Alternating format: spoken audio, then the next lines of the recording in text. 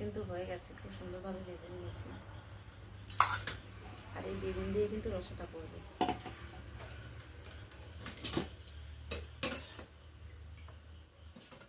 তেল আছে কড়াতে দেওয়া, আর একটু সামান্য দিয়ে নিই। আর অনেকটাই আছে।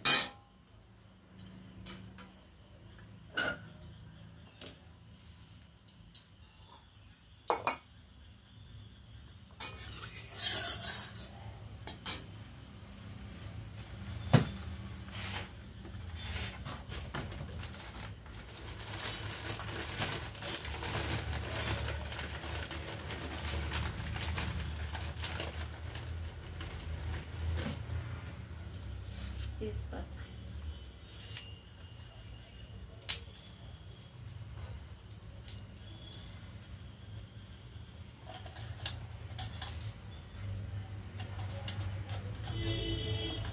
জিরে দিয়ে দিলাম,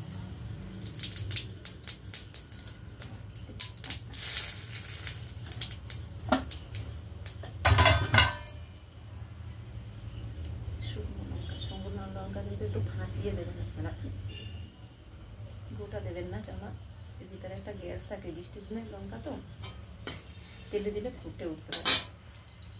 আর এই যে কেটে রাখা পেঁয়াজগুলো দিয়ে দিই। পেঁয়াজ বাটা আছে, আদা বাটা করে নিয়েছি, আর অর্ধেকটা মানে কুচিয়ে নিয়েছি, কুচানোটাই দেবো। অল্প মাছ তো, ওই জন্য অল্প মশলাটা দিচ্ছি।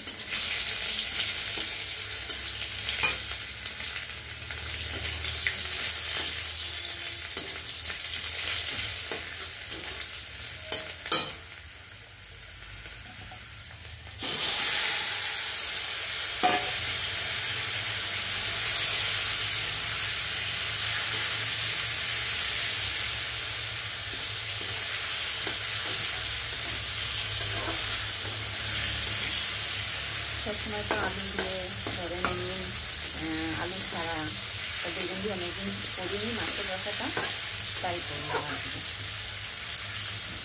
ভাবলাম একদিন তো খাওয়া যাচ্ছে দিয়ে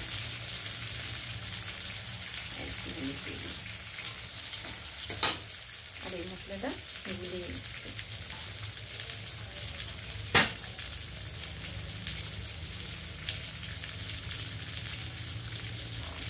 জল দিয়ে গুলিয়ে দিলাম, কেমন বলেন তো, মানে শুকনো শুকনো হয়ে গেছে বাটাটা, জল দিয়ে গুলিয়ে নিলে মানে ভাতটা ভালো হবে।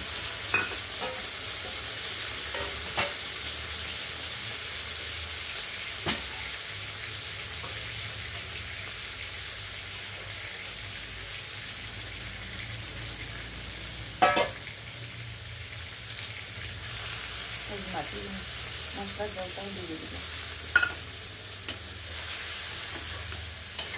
এবার হালকা আগে মানে করে নিতে আলু সাইডে একটু গরম জল বসিয়ে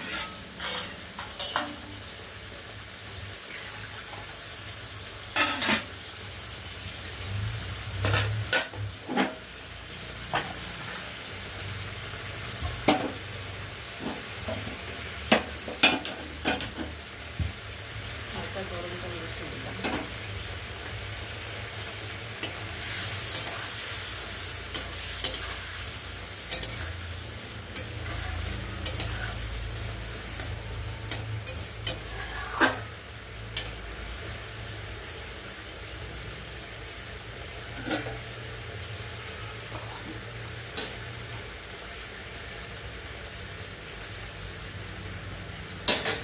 হলুদটা উপরে ছিল তো, তাই একটু জল দিয়ে দিলাম।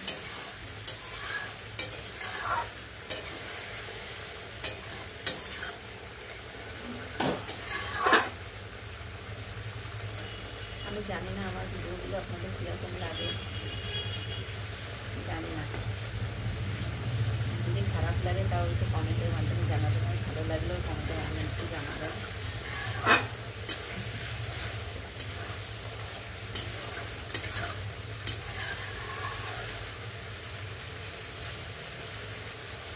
এত সুন্দর একটা সেন্ট বেরিয়েছে মশলাটা ভাজা।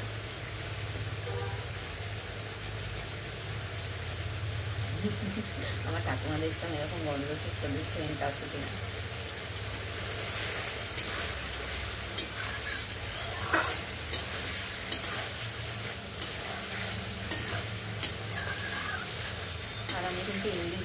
বাটি না সহজে, যতক্ষণে না পারি ততক্ষণে বাটি না, যতটা পারি এমনি পাখায় দেখেই রান্না করি।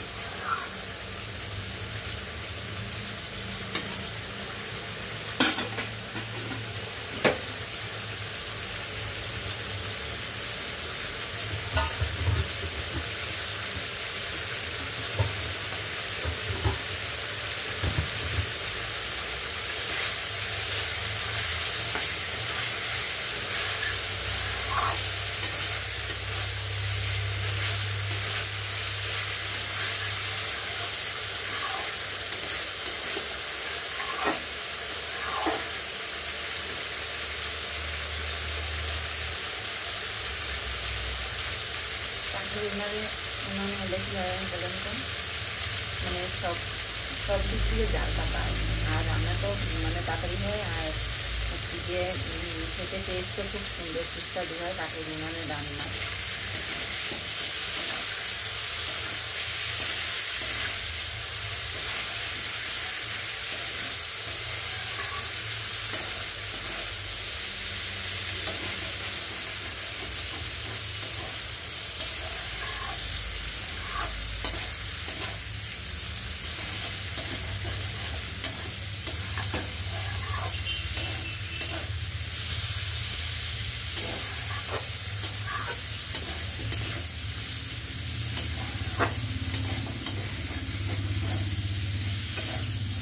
ভাজা কিন্তু হয়ে গেল, জল দিয়ে দেবো, গরম জলটা কিন্তু সেটাও দিয়ে দেবো।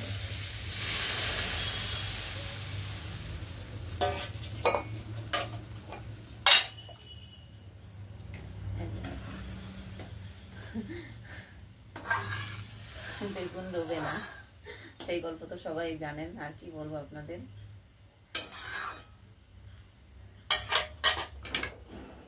ফুটে উঠুক, তারপরে মাছটা দিয়ে নামিয়ে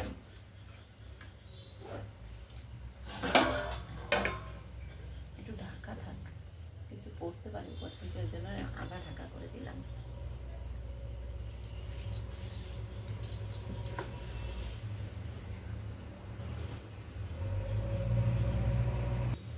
এই যে দেখুন সুন্দরভাবে কিন্তু আমার মাছের রসাটা ফুটে উঠেছে। এবার দেওয়ার পালা মাছ, একটা করে মাছ দিয়ে দিই। মাছ কিন্তু অল্প আজকে।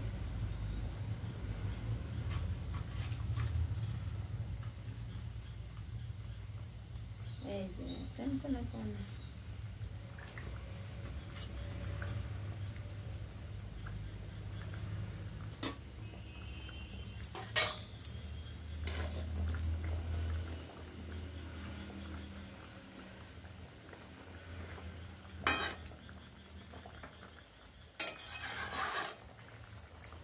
রেখে দিলাম, এটা দিলাম না, এটা ভাজা খাই যদি ভালো হয়, ওই জন্য রেখে দিলাম, দিতে গিয়েও মনে পড়ে গেল।